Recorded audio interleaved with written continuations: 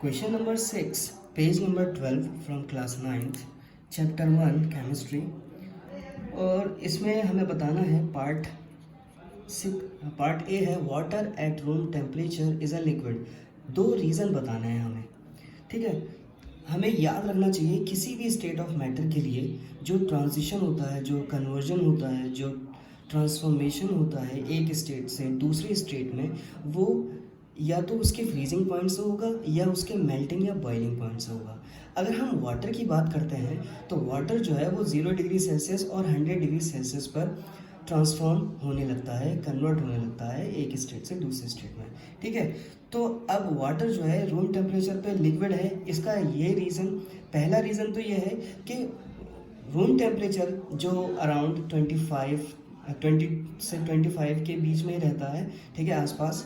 और जनरली अगर हम गर्मियों की बात करें तो 33 अराउंड रहता है, जो कि 100 और 0 से 100 के बीच में ही है, ठीक है। इसका मतलब इसमें कोई भी ट्रांसफॉर्मेशन नहीं होगा, तो वाटर जो है वो रूम टेम्परेचर पे फ्लो करेगा, ठीक है।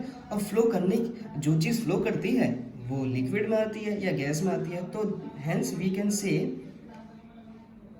एट रूम टेम्परेचर, पहला रीज़न है कि वाटर जो है वो फ्लो करने लगेगा, water flows at this temperature. और दूसरा रीज़न जो है कि ये वाटर जो है लिक्विड है, तो इसका फिक्स्ड वॉल्यूम तो होता है और फिक्स्ड शेप नहीं होता है, but it takes the shapes of the container, ठीक है। तो हम कह सकते हैं कि it has fixed volume and it takes the shape of container। दूसरा पार्ट जो है इसका हमें बताना है एन आयरन अलमीरा is a solid at room temperature, ठीक है। तो बात वही है, तो हमें पता होना चाहिए कि सॉलिड और वो भी आयरन है, तो इसका melting boiling point around 1538 degree Celsius होता है और बॉइलिंग पॉइंट जो होता है वो 2862 डिग्री सेल्सियस होता है, जो बहुत ही ज़्यादा है। किससे? रूम टेम्परेचर से बहुत ज़्यादा है, ठीक है। तो अलमीरा अब क्यों सॉलिड है, तो इसकी दो बातें ये हो सकती हैं कि ये जो है इसका जो है फिक्स्ड शेप हमें नज़र आएगा और इसका फिक्स्ड वॉल्यूम भी होगा, डिस्टिंक्ट बाउंड्रीज भी नज़र आ रही होंगी, ठीक है।